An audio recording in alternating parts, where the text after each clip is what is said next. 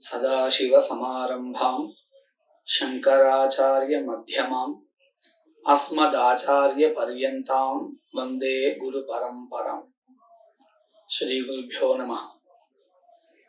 இன்றைய தினம் ராகவ யாதவீய காவியத்துல 28வது ஸ்லோகத்தை நாம பதிவு பண்ண போறோம்.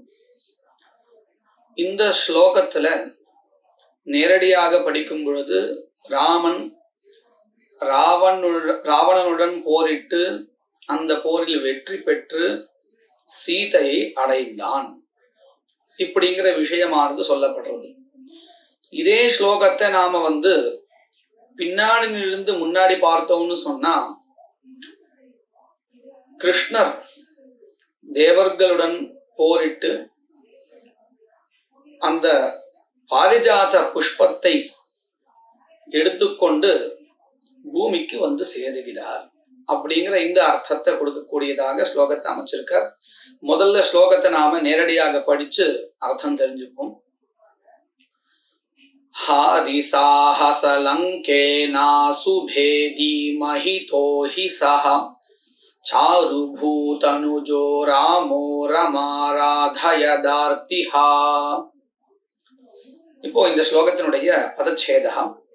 ஹாரிசாஹசலங்கேனா சுபேதி மஹிதஹ ஹி சஹ சாருபூதனுஜஹ ராமஹ அரம் ஆராதயதார்த்திஹா. இப்போ இந்த ஸ்லோகத்தினுடைய யோஜனா, ஹாரிசாஹச லங்கேனா அசுபேதி, ஒரே பதம், ஹாரிசாஹச லங்கேனா சுபேதி சாருபூதனுஜஹ அரம் ஆராதயதார்த்திஹா சஹா ஹி ராமஹா மஹிதஹா. என்ன அர்த்தம்? முதல்ல ஹாரிசாஹச லங்கேனா சுபேதி அப்படிங்கிற பதம், இதுல வரிசையா எல்லாமே விசேஷணமா இருக்கு ராமனுக்கு. இப்பேற்பட்ட ராமன் அப்படின்னு, எப்பேற்பட்ட ராமன்? முதல்ல ஹாரிசாஹச லங்கேனா அசுபேதி, ஹாரிசாஹசா அப்படின்னு ஒரு பதம், லங்கா இன அசுபேதின்னு மற்ற 2 பதங்கள் இது சேர்ந்து ஒரு பதமா ஆயிருக்கு. ஹாரிசாஹசன் என்ன அர்த்தம்? ஹாரின்னா முதல்ல என்ன அர்த்தம்? மனோஹாரி, மனதை கொள்ளை கொள்கின்ற. அது மட்டும் இல்லையே, சாகசா, சாகசம்னா பராக்கிரமம்னு அர்த்தம். இந்த இடத்துல மனதை கொள்ளை கொள்கின்றதான ஒரு பராக்கிரமத்தை கொண்டவன். தவிர லங்காயாக இனஹா, இனஹான்னா ராஜான்னு அர்த்தம். எதனுடைய ராஜா? லங்கையின் ராஜா. யார் அவன்? ராவணன். அவனுடைய அசுன்னா வால், பேதி சினத்தி அப்படிங்கிறது அந்த அர்த்தத்துல இருக்கு. அதாவது வாளை பிளக்கின்றவன். யுத்தத்துல ராமன் ராவணனுடன் போரிட்ட பொழுது அந்த ராவணனுடைய வாளை 2ஆக பிளந்தார், வெற்றி கொண்டார்னு அர்த்தம். அதனாலதான் அவர் யாரு? ஹாரிசாஹசஹா, மனதை கொள்ளை கொள்கின்றதான பராக்கிரமி. அவருடைய பராக்கிரமத்தை பார்த்தாலே நாம் அவர் பால் ஈர்க்கப்பட்டவராக ஆவோம். இந்த ஹாரிசாஹச அப்படிங்கிறது ராமனுக்கு விசேஷணமாகவும் சொல்லலாம். அதே சமயத்துல பராக்கிரமியாகவும் அந்த பராக்கிரமத்தினால் மற்றவர்களுடைய மனதை கொள்ளை கொள்கின்றவனாகவும் இருக்கக்கூடிய ராவணன், அந்த ராவணனுடைய வாளை பிளந்தவர் ராமன். இப்படின்னு நம்ம அன்பயப்படுத்தலாம். 2 விதமாகவும் சொல்லலாம். நேரடியாக ராமனுக்கு விசேஷனம் அப்படியும் சொல்லலாம் ஹாரிசாஹச அப்படிங்கிற பதத்துக்கு. அதே சமயம் இப்பேற்பட்ட உயர்ந்ததான பராக்கிரமத்தை கொண்டவன் ராவணன், அந்த ராவணனை வென்றவர் ராமன். இப்படியும் நாம கொண்டு விசேஷனமாக ராமனுக்கு சேர்க்கலாம். ஹாரிசாஹச லங்கேனா சுபேதி. அடுத்தது சாருபூதனுஜஹா அப்படின்னு பதம். இந்த விசேஷனம், இந்த பதத்தினால கிடைக்கக்கூடிய விசேஷனம் ரொம்ப முக்கியமானது. ஏன் அப்படின்னு சொன்னா, இந்த ஸ்லோகத்தினுடைய ஒரு பிராணனை இதில் தான் இருக்கு. இப்படி வெற்றி கொண்ட பிறகு என்ன பண்ணினார் அப்படின்னு சொன்னா, சாரு பூ பூ தனுஜா. சாருன்னா ரொம்ப அழகானவள், மனோஜா, மனதை கொள்ளை கொள்ள கூடிய ஒரு அழகை கொண்டவள், பார்த்த மாத்திரத்திலே ஒரு நல்ல ஒரு சௌந்தரியத்தை கொண்டவள் சாரு. பூதனுஜா, பூன்னா நமக்கு தெரியும் பூமி, தனுஜான்னா பிள்ளை, மகள், அதாவது பூமி தாயின் பிள்ளை, அதாவது சீதை. மிகவும் அழகானவள், பூமி தாயினுடைய பிள்ளை, மகள். இப்பேற்பட்ட இந்த இப்பேற்பட்ட சீதையை கொண்டவன் அப்படின்னு பகுரீகி சமாசம்னு நம்ம சொல்லுவோம். சிதம்பரம் மாதிரி சிதம்பரஹா அப்படின்னு சொல்லுவோம். இந்த இடத்துல எப்படி நம்ம பகுரீகி சமாசத்தை பயன்படுத்திருக்கோம், அதே மாதிரிதான் இங்கேயும் மனதை கொள்ளை கொள்கின்ற அழகான, அதே சமயத்தில் பூமி தாயின் பிள்ளையான சீதையை கொண்டவர். யாரவர்? சாருபூத் அனுஜஹா, புல்லிங்கத்துல முடியறது, அதனால்தான் பதம். யாரவர்? ராமன். இப்பேற்பட்ட ராமன் சாருபூத் அனுஜஹா. அது மட்டும் அவர் என்ன பண்ணினார்? அவருடைய அந்த தயா குணத்தினுடைய ஸ்வபாவம் எப்போ வெளியில நமக்கு தெரியுதுன்னு கேட்டா, ஆராதயதார்த்திஹா, யாரெல்லாம் அவரை ஆசிரியிச்சுண்டு வராலோ அந்த ஆசிரியத்தவர்களுடைய ஆர்த்தி, துன்பத்தை போக்குபவர். அது எப்படி? துருதம், உடனேயே இவருக்கு ஒரு துன்பம், சீதையை பிரிஞ்சிருக்கார், அதுக்காக எவ்வளவோ பிரயத்னங்கள்லாம் பண்ணார், எங்கெங்கயோ சுத்தினார். ஆனா மற்றவர்களுக்கு ஒரு துன்பம் சொன்னா உடனே அதை போக்கிடுவாராம். துருதம் அப்படின்னா உடனே, அறங்கிற பதத்துக்கு துருதம்னு அர்த்தம். உடனேயே என்ன செய்யக்கூடியவர்? ஆராதயதார்த்திஹா, தன்னை ஆசிரியித்து வரக்கூடியவர்களே அல்லது தன்னை பூஜிப்பவர்களை, பூஜிக்கிறதுன்னு சொன்னா இங்க ஆசிரியம் அர்த்தம். ஆஸ்ரித வத்சலகான்னு கூட நம்ம சொல்றது உண்டு சுவாமியை. இப்படி இருக்கக்கூடிய அவர் ஆராதயதார்த்திஹா, இது எதுக்காக சொல்றா அப்படின்னு கேட்டா, விபீஷணன், விபீஷணன் ராமரை ஆசிரியித்து இருக்கார் இப்போ இல்லையா, சரணாகதி அடைஞ்சிருக்கார். அவருடைய துக்கங்களை போக்கினவர். அதை மனசை வச்சுன்னுதான் கவி எழுதுறார். ஆராதயதார்த்திஹா, யார் அவர்? சஹா. யார் அந்த சஹா? அவன். எவன்? ராமஹா. அவர் மஹிதஹா, கௌரவிக்கப்பட்டார், பூஜிக்கப்பட்டார். யாரால்? சர்வதேவதாபிஹி,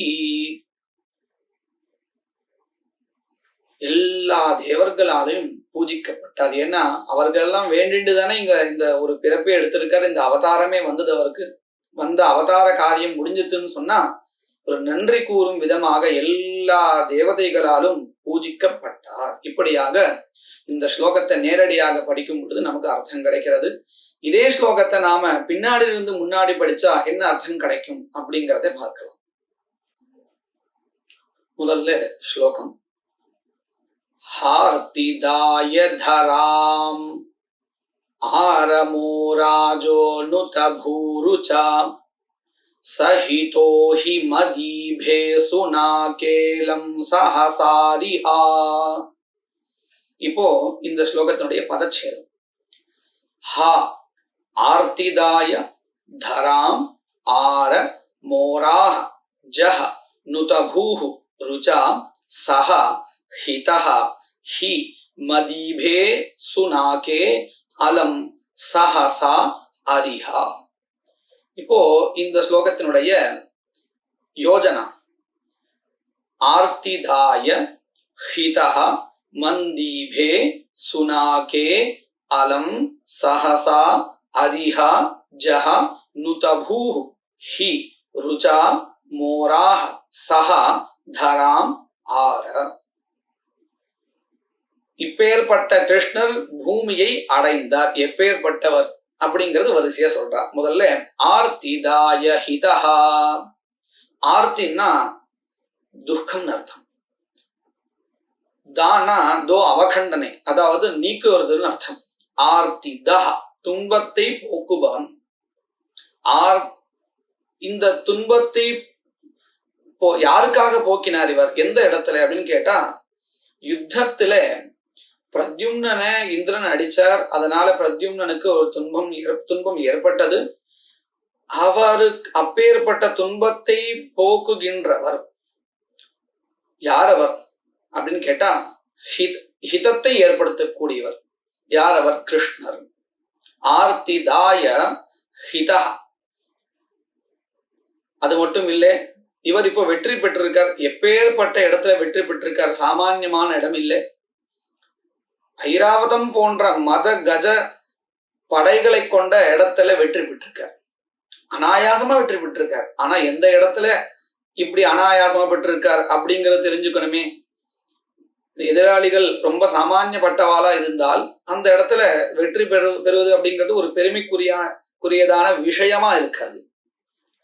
அப்போ எதிராளிகள் எப்பேற்பட்டவர்கள்னு தெரிஞ்சுட்டாதான் அந்த இடத்துல இந்த சுலபமா அனாயாசம் வெற்றி பெற்றிருக்காருன்னு சொன்னா அவருடையதான அந்த பராக்கிரமம் என்னன்னு நமக்கு தெரிய வரும். அதுக்காக கவி ரொம்ப சாமர்த்தியமா எழுதுற மந்தீபே சுனாகே அப்படின்னு என்ன அர்த்தம்? மதயுக்தா இபா. இந்த இடத்துல மந்தீபேன்னு சொல்றானா மதீபேன்னு வச்சுட்டா சரியா இருக்கும் தோன்றது. ஸ்லோகத்துல வியாக்கியானம் எழுதும் பொழுது அப்படி எழுதுறா அது எழுத்து பிழையா இருக்கும் அப்படிங்கிறது தெரியாது. மதீபேன்னு சொன்னா சரியா இருக்கும். ஏன்னா மத இபன்னா யானை, மதத்தை கொண்ட மதம் கொண்ட யானை, அதுவும் எப்பேற்பட்டது? ஐராவதம். இப்பேற்பட்ட ஐராவதத்தை கொண்டது எது அப்படின்னு கேட்டா சுனாகே ஸ்வர்க்கம். அந்த ஸ்வர்க்கத்தில் மதீபே சுனாகே ஐராவதம் போன்றதான கஜங்களை கொண்ட ஸ்வர்க்கத்தில் என்ன பண்ணினார் இவர்? அலம் சஹசா. சஹசான்னா வேகேன உடனே, அத்தியந்தம். அலம்னா அத்தியந்தம், உடனேயே வேகத்தோடு, மிகவும் வேகத்தோடு என்ன பண்ணினார்? அரிஹா சத்ரு நாசம் பண்ணார். அரின்னா சத்ரு, ஹான்னா ஹரதீதி ஹா, நாசம் பண்ணினார். அரிஹா எதிரிகளை கொள்பவராக இருந்து கொண்டு, அதாவது தோல்வியுறச் செய்பவராக இருந்து கொண்டு. அப்படின்னா இவர் யாரு? வெற்றி பெற்றவர். அதை சொல்றதுதான் ஜஹா. இப்படி எதிரிகளை தோல்வியுறச் செய்ததுனாலேயே இவர் வெற்றி பெற்றவர் ஜஹா. இவர் என்ன பண்ணினார்? இன்னும் ஒரு விசேஷனம், நுதபூஹு. நுதிஹி அப்படின்னா வணக்கம், நமஸ்காரம், வந்தனங்கள் இதெல்லாம் அர்த்தம். இதற்கு ஒரு தகுந்த இடம் இவர். அந்த இடம் அப்படின்னு சொல்றதா இங்க பூஹுன்னு பதம். அதாவது வணக்கத்துக்குரியதான ஒரு இடம், ஒரு ஸ்தானம், வணக்கத்துக்கு உரியவர்னு அர்த்தம். அப்பேற்பட்ட நுதபூஹு வணக்கத்துக்கு உரியதான கிருஷ்ணர் என்ன பண்ணினார்? ருச்சா அப்படின்னா ஒரு பிரகாசத்தோடு, சந்தோஷத்தோடு, வெற்றி பெற்ற ஒரு சந்தோஷம், பூமியை அடைய போகிறார். சத்யபாமாவுக்கும் இந்த விருட்சத்தை பரிசா கொடுக்க போறார். அந்த ஒரு சந்தோஷத்துல ருச்சா தேஜசா, ஒரு நல்ல ஒரு பிரகாசத்தோடு. மோராஹா. மோராஹான்னு அர்த்தம் மாஹா அப்படின்னா லக்ஷ்மி. உரசி. உரஸ் அப்படின்னா மார்புன்னு அர்த்தம். மார்பில் லக்ஷ்மியை கொண்டவர் யாரவர்? மோராஹா கிருஷ்ணஹா. கிருஷ்ணர் சஹா தராம் பூமியை ஆற அடைந்தார். வேகமாக சந்தோஷத்துடன் பிரகாசத்துடன் லக்ஷ்மியை மார்பில் கொண்டதான அந்த கிருஷ்ணர் பூமியை அடைந்தார். இப்படியாக இந்த ஸ்லோகத்தை பின்னாடி இருந்து பார்க்கும் பொழுது நமக்கு ஒரு பொருள் கிடைக்கிறது. மேற்கொண்டு ஸ்லோகங்களை வரக்கூடிய பதிவுகள்ல நம்ம பார்க்கலாம்.